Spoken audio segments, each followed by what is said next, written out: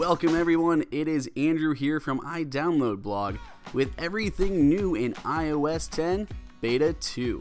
Beta 2 is the first one, obviously, since the initial release of iOS 10. We're going to cover as many as we can in this video, but we obviously can't cover them all. But starting off, you can now remove the News app. So obviously these are not being completely removed, essentially just hidden, but you could not hide or remove this in Beta 1. You can now though in Beta 2. Next up on the list is Rest to Unlock. So in the first beta, Swipe to Unlock was replaced with Press to Unlock, but inside of Accessibility setting and under the Home button setting, there's a new option that allows you to rest your finger to unlock. Unfortunately, we could not get this working, so it'll probably be improved upon later, but right now there is just a toggle that allows you to rest to unlock your phone. Next up, some changes in Control Center. Notably, the three different labels for the flashlight have been changed to bright light, medium light, and low light compared to intensity as they were referred to before. Inside of the Settings app, a few things have been shuffled around, notably text size.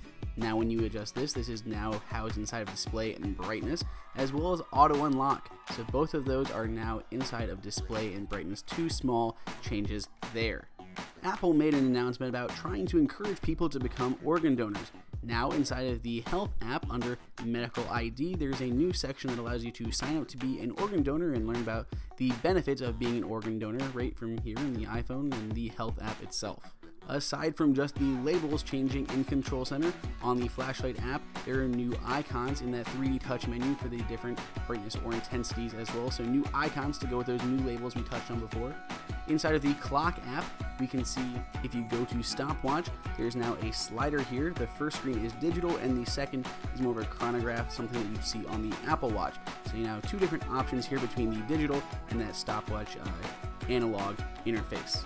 The flashlight is not the only new thing in Control Center to get new icons. If we 3D touch on the Stopwatch or Clock app here, the timer, you can see there are new icons for the different timer settings as well. In the initial release of iOS 10, the first beta, one of the biggest complaints was access to widgets was limited solely to the Home Screen 0 and Notification Center within apps. But now in Beta 2, you can access them from Notification Center like you always have in the past from home screen or within apps. So a really nice small addition there. While we were looking at Notification Center, another small enhancement is rich notifications have been brought to non-3D touch capable phones. Previously, rich notifications were only limited to anything with 3D touch. Now it'll work on older models as well.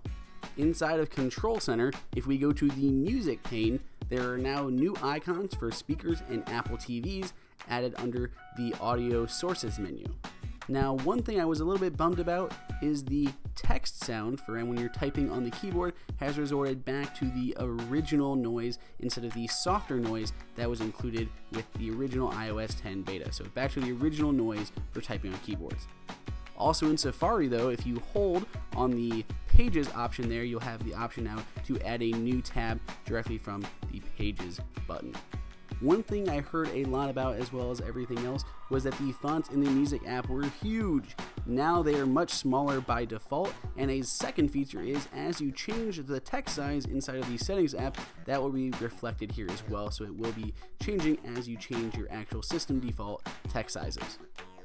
Inside of the Mail application, the filter icon has changed and now is a round one with some lines in it instead of a standard filter funnel looking icon. So just easily filter between unread and all messages.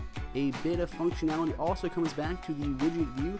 Old widgets that were previously being clipped or cut off now fully work again. So it's really nice. You can actually just use any widget that you used to in the past. Not so much a new feature as a bug fix. Folders have a new animation. As you tap on them, you'll notice there's a nice new simple animation that makes them kind of come out towards the screen.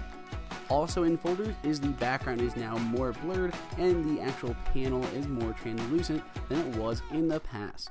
Not really much to see here on my iPhone, but the App Store has been added to split view capable apps on the iPad Pro, so nice if you're an iPad Pro user running iOS 10.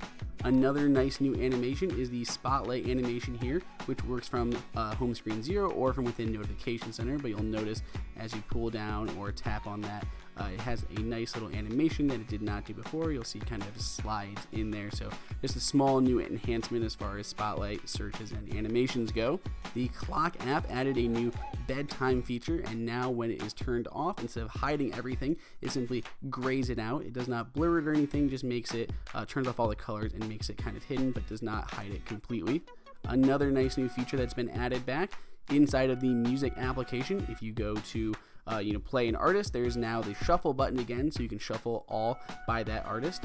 Also nice to mention is the actual icons on the bottom. When you hide Apple Music, it actually hides Apple Music now from within the music app, so that previously when that was enabled, you still saw Apple Music. Now it actually is hidden. The feedback app, so this is just for you to submit bugs and feedback information to Apple. This has been made more available to a wider variety of users in the latest iOS 10 Beta 2. On folders that have some notifications for you, when you 3D touch on them, there's some new animations or graphics here, allowing you just to see the unread notifications that you need to take a look at on a per app basis. As a data saving measure, now if you go to settings and messages, there is an option to send low resolution photos, so you'll save a little bit of data, and images and stuff will send a lot faster. So just low quality image mode enabled now, or opt to enable inside of the messages settings. Also in settings, we have a new icon for the home app, or the HomeKit setup here. So just that new icon that you see there on the left, that actually replaces the old stock yellow one, and that matches actually the new HomeKit app on the home screen that's being included in iOS 10. A few new updates to messages.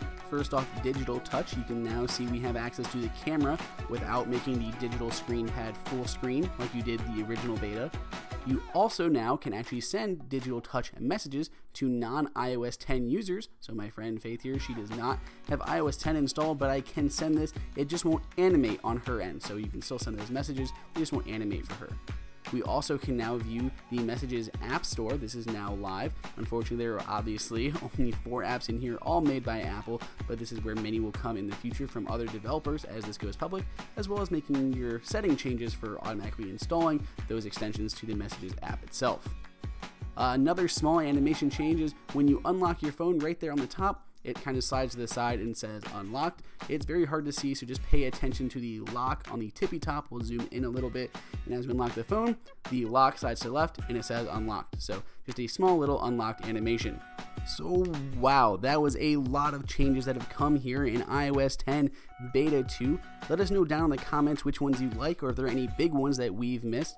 iOS 10 will be released to the public beta in July, with a full release coming this fall. Please go ahead and subscribe and check out all of our other videos on iOS 10, watchOS, tvOS, and macOS Sierra.